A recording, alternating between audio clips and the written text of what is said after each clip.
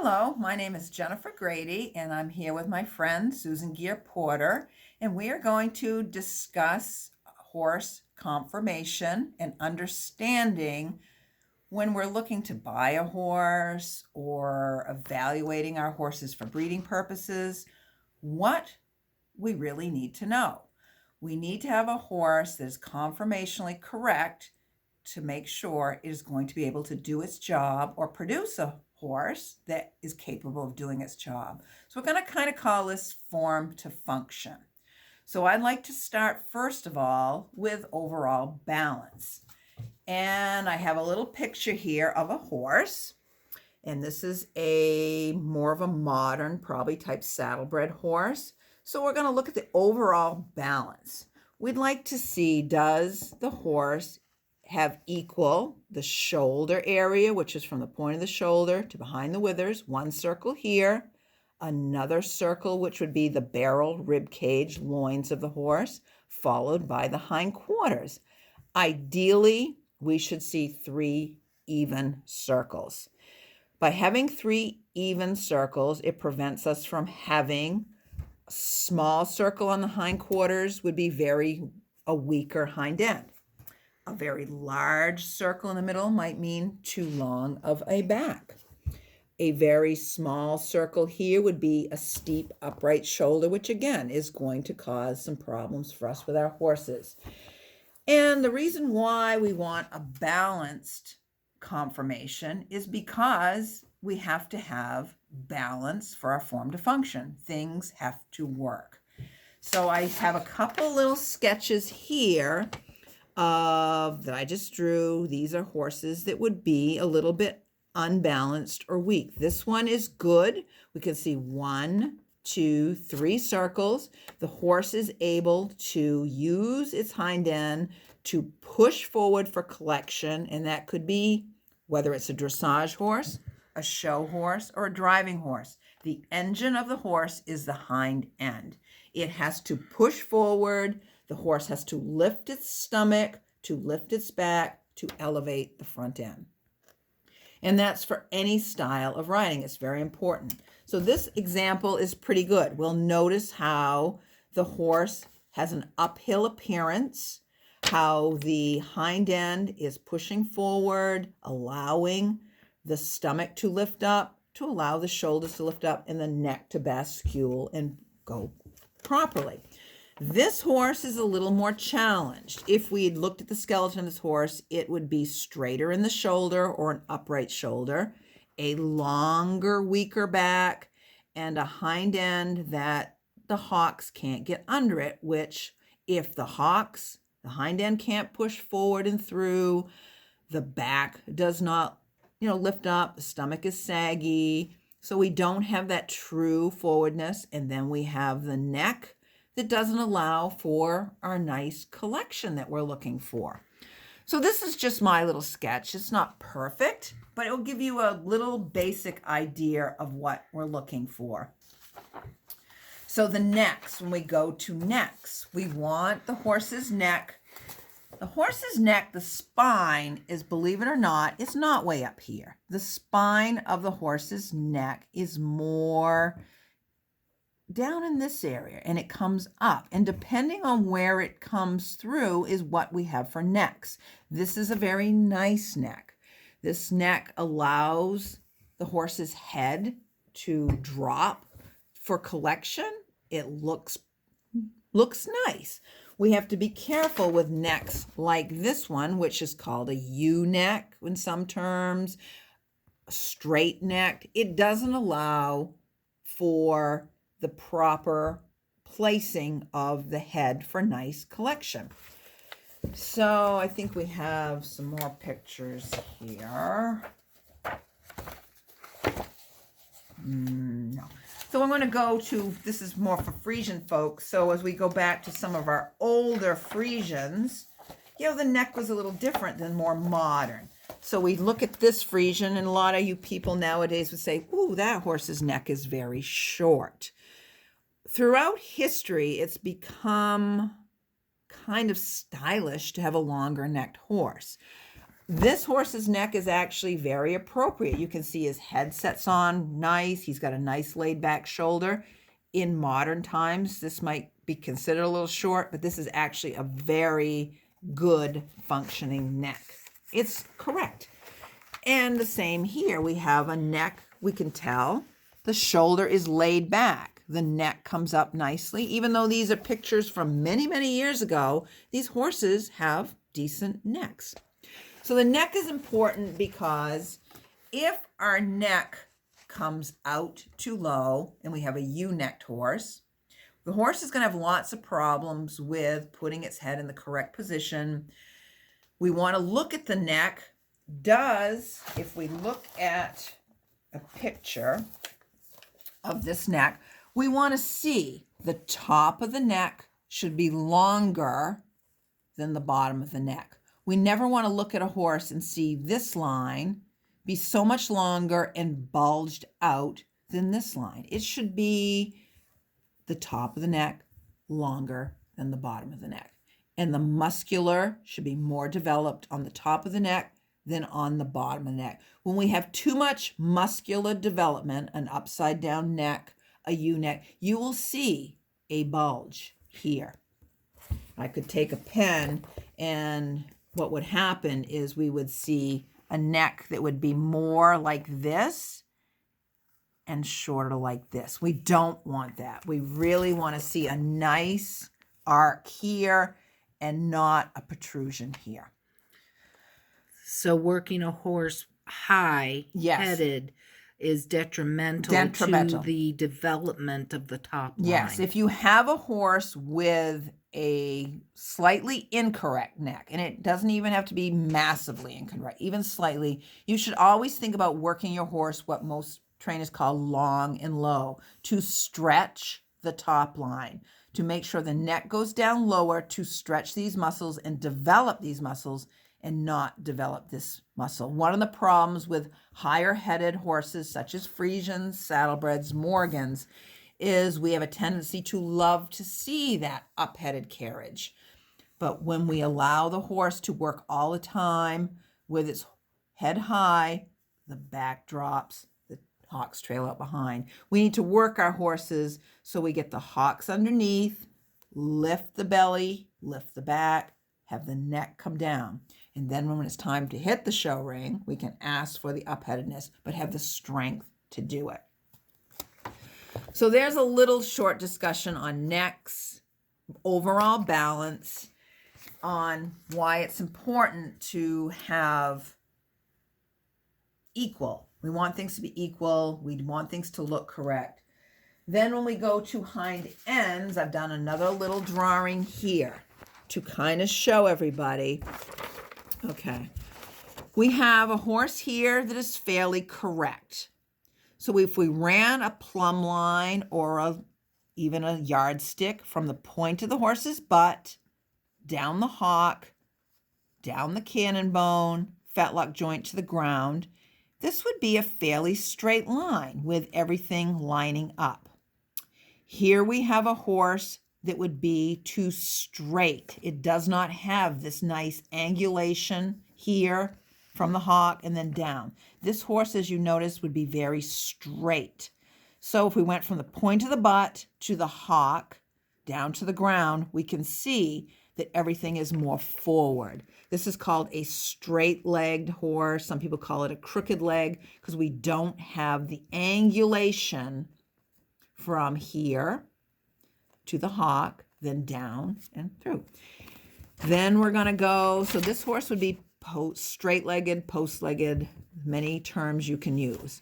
Here's one would be the horse is too tied under. Another term is sickle hocked. So if we went from the point of the butt to the hock, this horse is extreme in this little drawing I've done. You can see that the plumb line would go right straight through, and the angulation is way more forward rather than the straight line. During the judging, we heard a lot of the use of the term sickle hock. Mm-hmm. Sickle hock simply means from the hock down to the hoof, this leg comes forward more than it should rather than straight. The leg from the hock comes more forward. It is considered a conformational weakness. It is probably less of a problem than this. A horse that is super straight here with loss of angulation through the hock and down through here is extremely weak. So more problems looking at this type of leg, a straight-legged leg, than probably a little bit sickle-hocked. Personally, I would prefer correct, really shy away from too straight. A horse that's slightly sickle-hocked, I'm not super scared of that. I know it's not perfect, but the horses can get under themselves and can perform. May lead to weakness down the road just because of the structure of the leg, but with proper training, proper conditioning, and allowing your horse to develop properly, not pushing them too hard, you'll probably be just fine. When we go to front legs, I like to talk about front legs. Front legs are very important. We want to think of our horse as being alignment. Everything should be in a nice, straight alignment. And to have a perfect horse is rare. No horse is perfect. We can find something wrong with every horse in the world. But alignment of the bones is quite important. And so I've done just a little, very simple little chart. If we imagine this is the knee of the horse, so I'm going to write knee, K-N-E-E, and we will go fetlock. Lock here. So this is a horse that would be straight. We see the forearm of the horse coming down through the knee, coming down from the knee, the cannon bone, down into the fetlock joint and into the pastern. So this is a front-on view. This would be straight. Then we're going to go to offset. And offset simply means you look at your horse's knee, you look at your horse's pastern. You look at, I didn't draw the pastern from here, but we're going to use the cannon bone for this example. Here is our knee. We'll notice that this does not go straight. It is offset. And this could be either medial to the middle, or if it was the opposite, to the outside. Both are kind of a problem and very easy to spot. You just look at a horse front on view and go, oh my. Is it straight or is it offset? Is it offset? This one is called a deviation.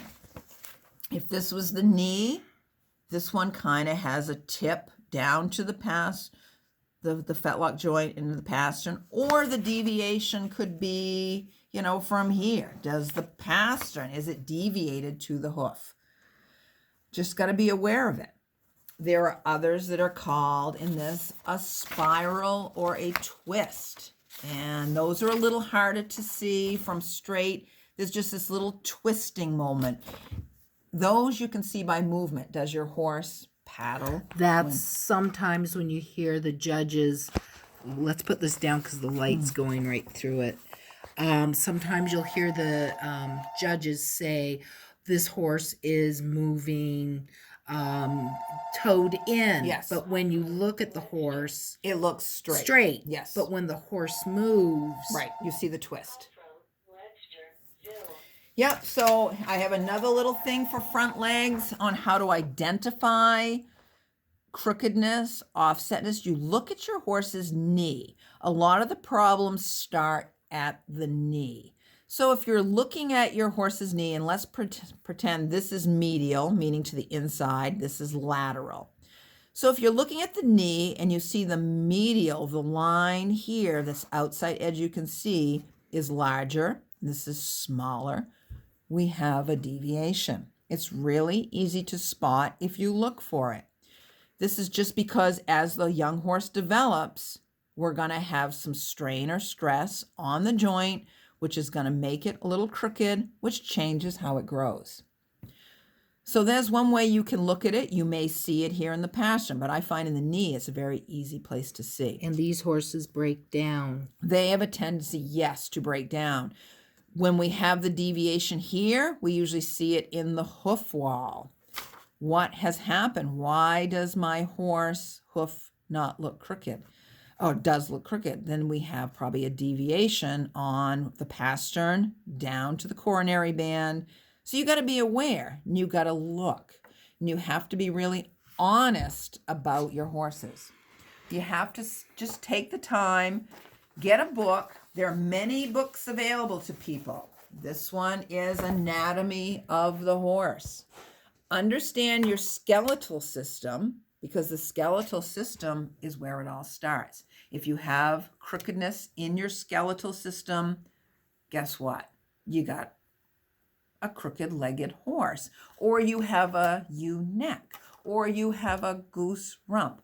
So understanding, just educate yourself. Kind of get some books.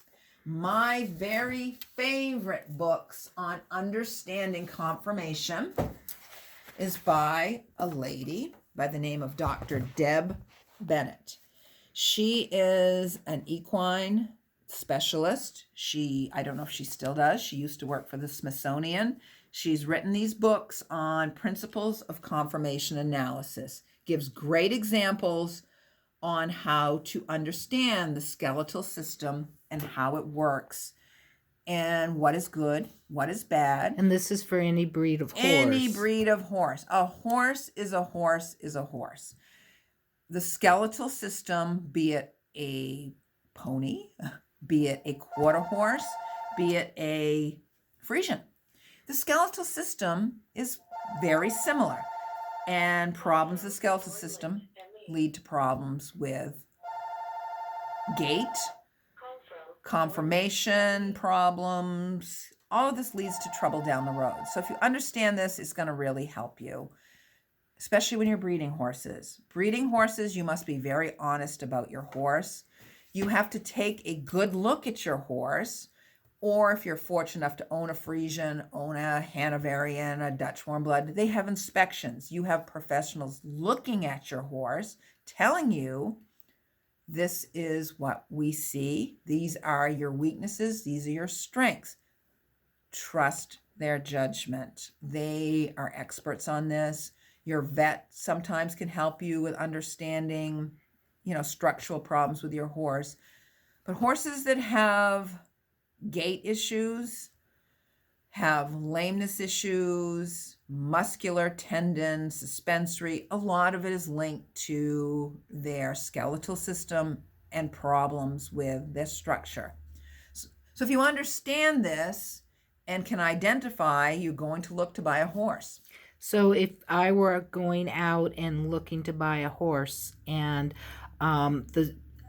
sometimes they say, oh, you need a very long-necked, high-headed horse for saddle seat. That isn't always true. No, buyer beware. Long necks are fashionable. Long necks are desirable. There are lots of problems in the modern show horse world with breeders breeding very long-necked, almost what the term swan neck.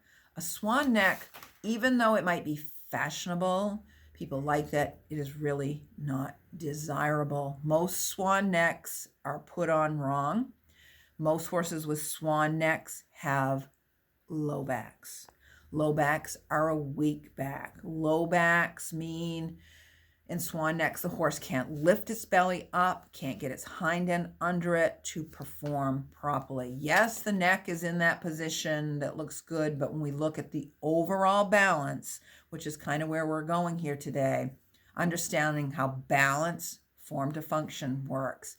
And just because the neck is beautiful and long and very, can set its head, does not mean it's going correctly. And we see horses with behavioral issues. Many times it's linked to back problems, neck problems. They're uncomfortable. And it's really important for people to understand that if you have a horse that's too long-necked, too long back, low backed, they just are going to have some problems down the road. So I like to kind of address that. I'd prefer a horse. I like a horse with a beautiful neck, but I don't want to sacrifice my horse's back and its movement for a pretty long neck. So that's one thing I always go, yes, that horse is a beautiful front end, but can it perform? Yes, and Jen, we didn't introduce you. Oh, I am Jennifer Grady. I live here in Maine. I have owned all breeds of horses over my many years of horse ownership. I currently have Morgans, Friesians, and a Dutch harness horse. I have owned quarter horses. I have owned saddlebreds. I have owned Arabians. I have owned thoroughbreds. And I've always liked to have a horse that's structurally sound and correct. That way, I'm not spending my money on horses that can't perform, horses that break down, horses that require injections to perform. I have actually never had a joint injection done on any of my horses. I look at my work as developing the young horse. I start with a horse that's hopefully conformationally correct as possible, and then just slowly developing that individual and pointing it in the direction of a job it can do.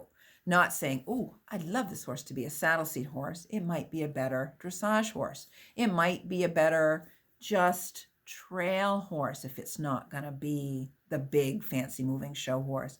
So look at your horse. Really be honest about your horses, and especially if you're breeding horses. Be critical of your horse. Pick your horse apart, know its weaknesses, know its strengths. When you go to pick a stallion for your mare, compare notes. Does your horse have the same strengths as a stallion, or is the stallion stronger? Don't go with the same weaknesses for obvious reasons. You really need to know what your horse is weak at, what your horse's strong is. Then look at your stallion and go, what is that horse's strengths and weaknesses, and come up with a plan. And with the Friesians, you're very fortunate to have tons and tons of information available to you to use. So sit down, do your homework, and come up with a really good plan to produce a really good horse. So Thank you. Thank you. This is Jen. She's been I've worked judge? a New England Horsemen's Council judge. I've judged other horses And over the years, and I just like form to function. That's kind of my thing. Can this horse, when I look at a horse in a conformation class, is it going to be able to do the job it's required to do?